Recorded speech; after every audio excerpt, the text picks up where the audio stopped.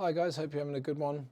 So today we're talking about creatine, the most well-researched supplement in the sports nutrition industry, and one that I think a few of you guys have wanted us to talk about for a little while. So we're going to talk about it because it's not just about the gym and like sports performance or CrossFit improvements, but I will get to that when I get there. But yeah, most people think I've got my notes in front of me. Creatine, it's just a gym thing, like bodybuilders take it, and obviously it goes far beyond it. So we're going to cover what creatine is, like inside the body, how much to take and what type, why it works, but also why it might be useful, even if you don't care so much about your CrossFit performance, but your actual health. So yeah, if you've ever thought about creatine, what's creatine, and is it worth it? Then 100% it is, and this episode will help clear that up a little bit. So let's start with the basics of what creatine is. So it's a naturally occurring compound found inside your body, mostly in skeletal muscle, ball, a little bit in the brain, and nervous system actually as well, but 95% of it is mostly skeletal muscle, so like my biceps, my triceps. You find it in like small portions in like red meat and fish, but for the majority of what you potentially benefit from, you will need to supplement with it.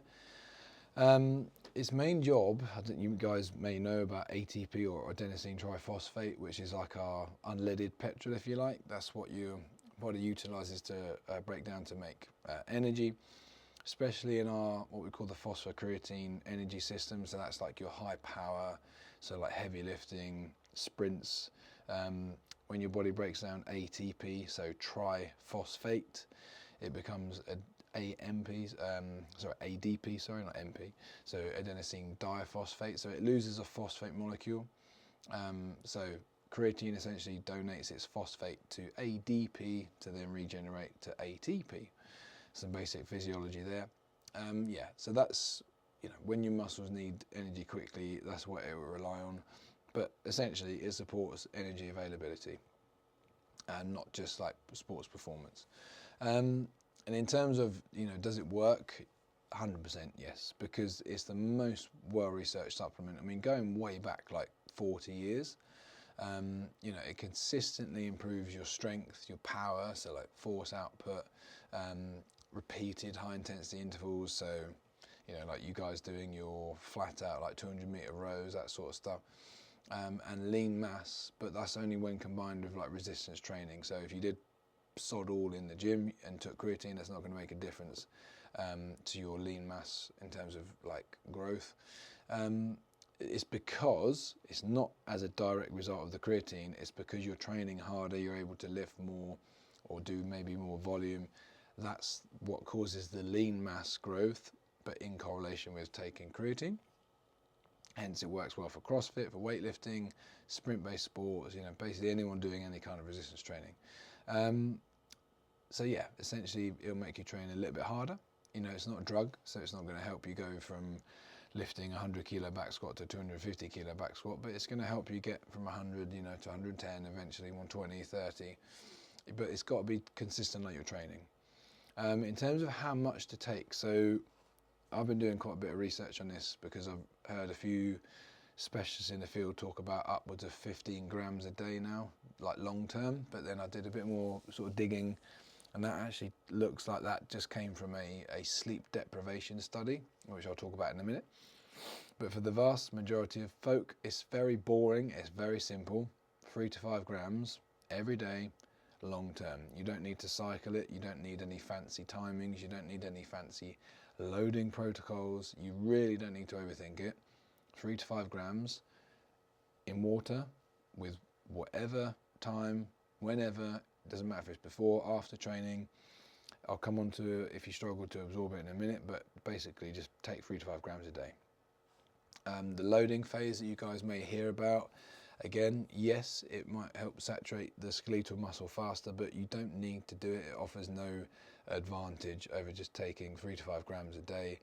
The only thing it does do is potentially increase the risks of like upset stomachs. Okay, so consistency matters. You don't need to worry about loading. 3 to 5 grams a day. I've said it about 10 times already. 3 to 5 grams a day. There's number 11. Okay. If you do struggle to absorb it, or you do get a little bit of an upset stomach, sometimes taking it with a meal will help. So if you have your meal first, have it in your water straight away after the meal. That should help that significantly. But yeah, the best time to take it is just whenever you actually remember to take it, okay? In terms of beyond the gym, so this is where I think creatine is actually really starting to come into its own.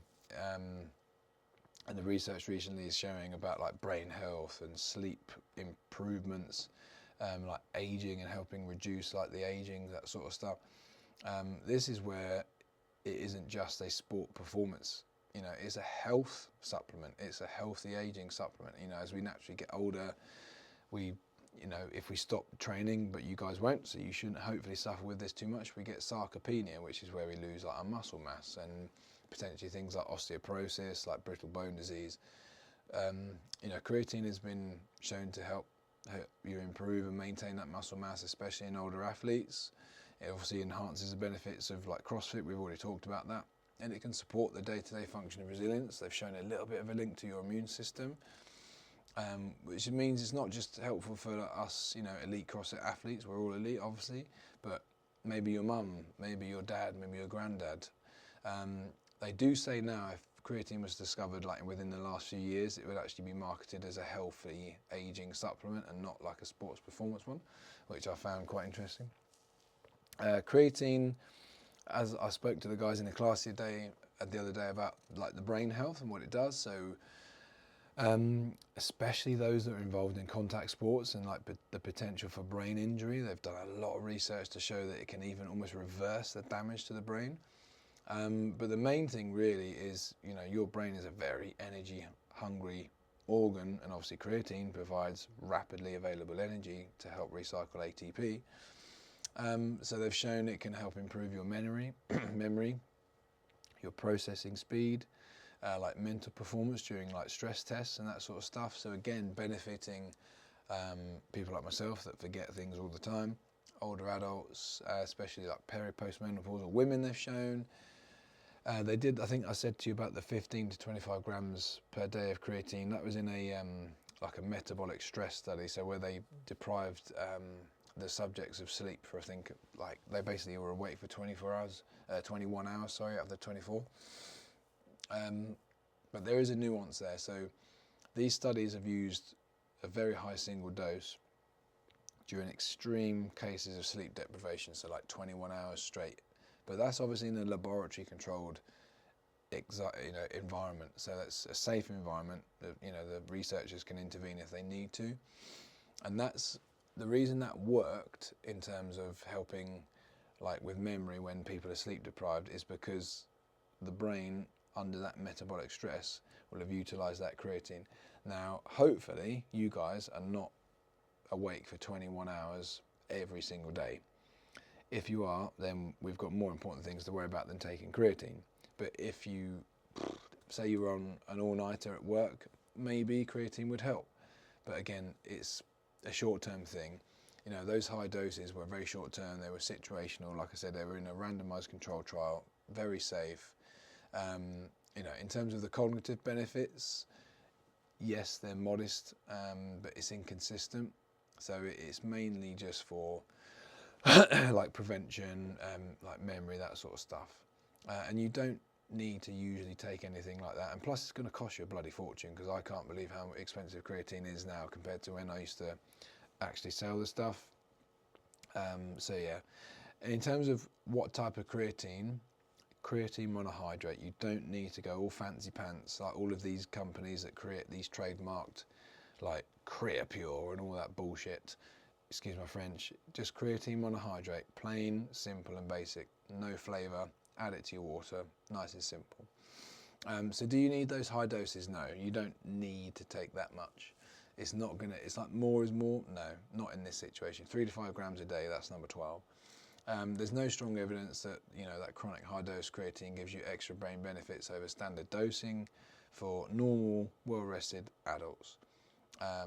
Especially if you're training 3 to 5 grams a day. Especially if you're gradually starting to age and notice things like maybe your memory, 3 to 5 grams a day. It is exciting though about the brain health, and there'll be a research in that a lot, I'm sure, in the coming like years and months. But basically, yeah, creatine is not just for your CrossFit performance. Yes, it will help that massively, but it's also going to help you live a healthy life better, if that's a way of saying it. In terms of safety, yeah, it drives me mad because I think people think it's some kind of performance enhancing drug. It's one of the most researched supplements. Honestly, I've got thousands of papers on my file that I read from university. It does not damage the kidneys. I will talk about that in a minute. It does not cause dehydration. It actually helps with rehydration and carbohydrate absorption. That's another benefit of it. And it does not harm the liver. You will get a rise in creatinine, which is a compound measured in the blood, like how your kidneys performing. You will get a rise in that in normal blood tests, but as long as, again, it's not excessive, that's just a byproduct of how creatine is measured. However, if you do, unfortunately, I do, which is really gutting, if you have an elevated level of creatinine or your kidneys don't function optimally, then it isn't worth taking, unfortunately, because it is going to damage your kidneys in the long run. So if you're not sure, again, simple blood tests, they can measure your creatinine levels. It's dead easy. But yeah, that is the only time where it's probably not safe to take if you have a kidney condition pre-existing. Otherwise, incredibly safe to take. So yeah, just to wrap it up, so it supports energy, not just muscle growth. 3 to 5 grams a day, that's number 13, is evidence-based, like conclusively evidence-based. It helps with your performance, training consistency, healthy aging. The brain health stuff is promising in terms of like memory and processing, that sort of stuff, but you don't need to take 15 to 25 grams a day. And as I've said, unfortunately, it's just boring consistency. Take it when you actually remember to take it. That's all you need to do, folks. So if you're on the fence, jump on it. Okay, or jump off it and grab your creatine, like high protein bulk powders, again, just unflavoured. I would try not to go for anything branded because they tend to add a load of other crap to it. You just want to keep it very simple, creatine monohydrate. Cool, I hope that helps. If there are other compounds or supplements you want me to talk about, then let me know. I'm happy to, because that's what I love doing. But otherwise, I hope that helps, folks. And I will see you in the gym soon.